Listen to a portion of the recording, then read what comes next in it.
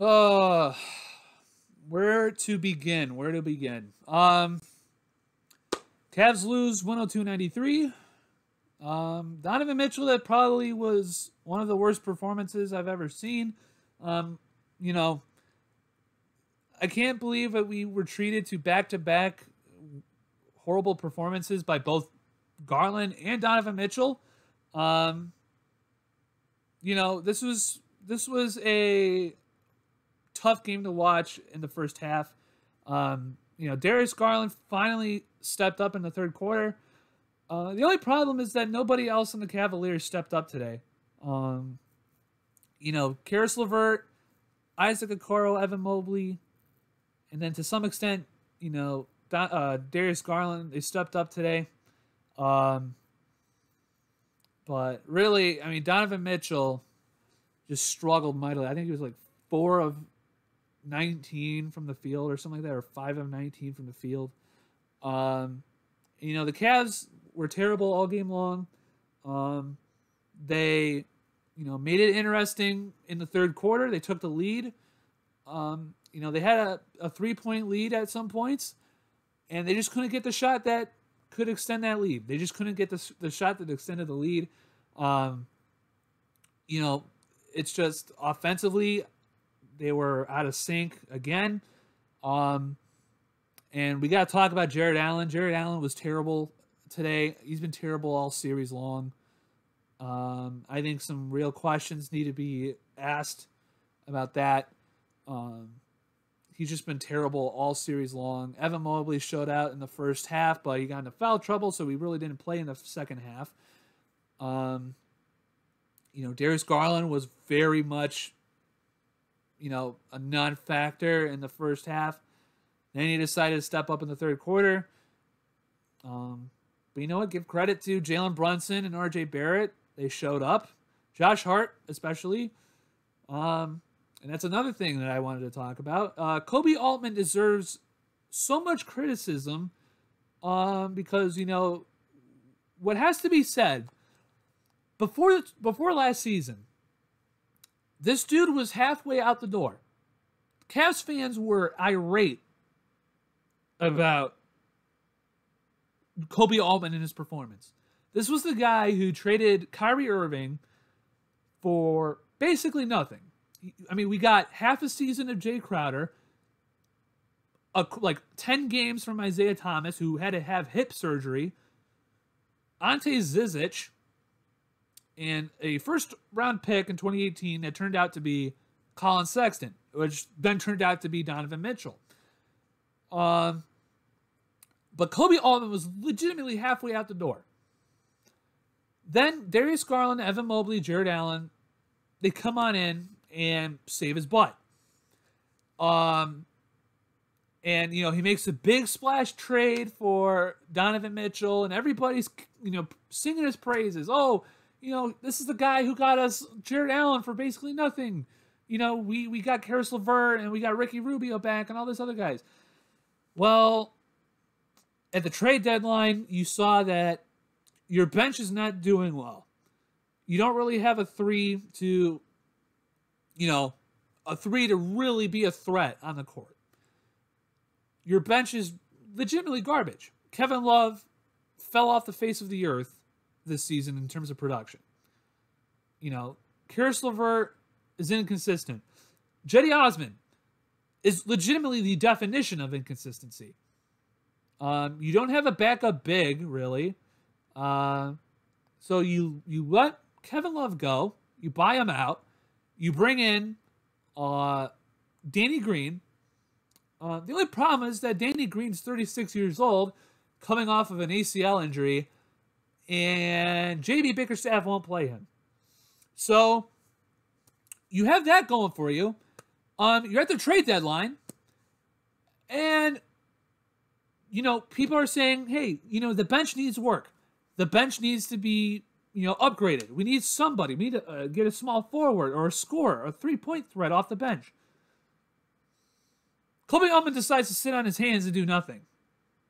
We had all the rumors going around about Josh Hart.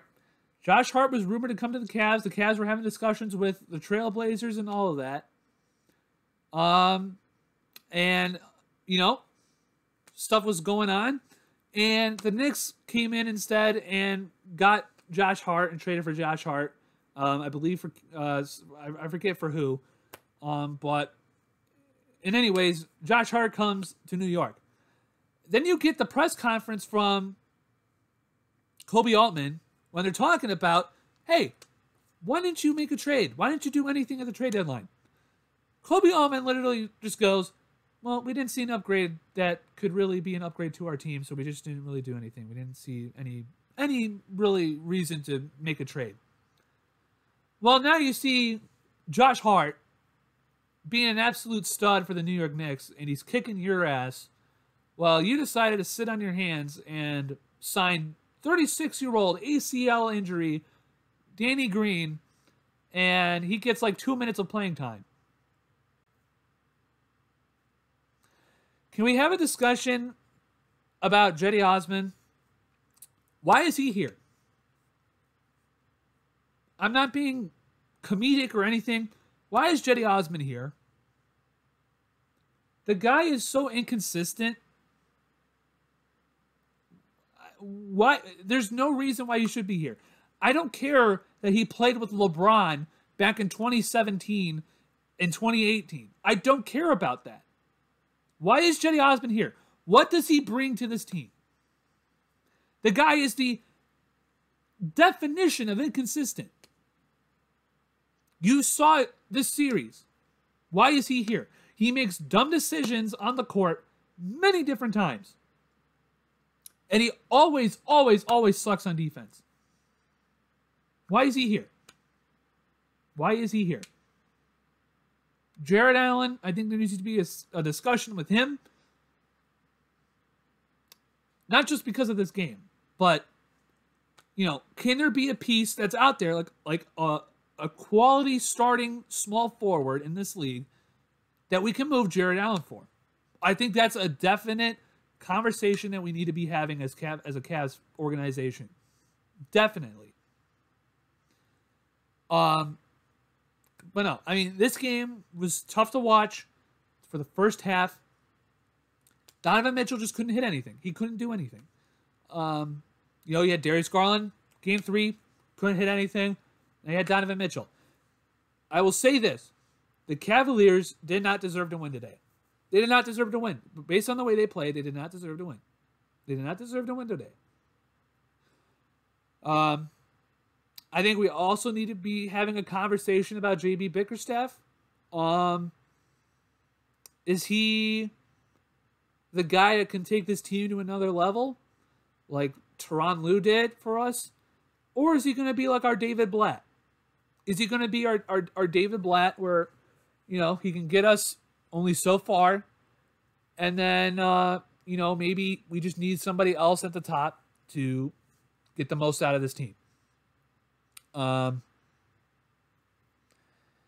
don't know. It's frustrating because the Cavaliers are a much better team than what they have been playing like in this series.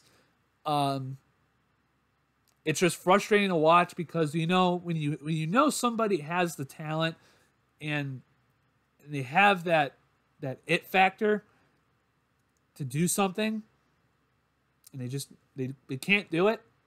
That's like what the Cavaliers are right now. That's what they are right now. And it's frustrating to watch.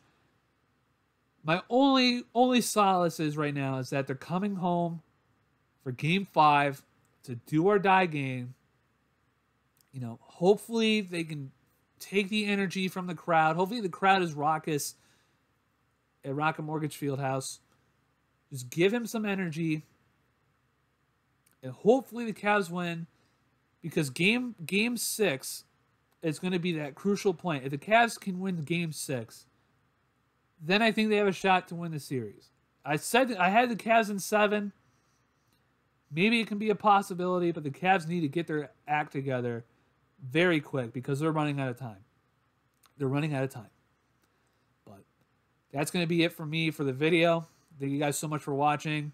Hit that subscribe button. We're trying to get to 1,000 subscribers. We're at 566 right now. We had a couple of people subscribe because of the stream today. So thank you guys so much for that. I'll I'll talk to you guys later.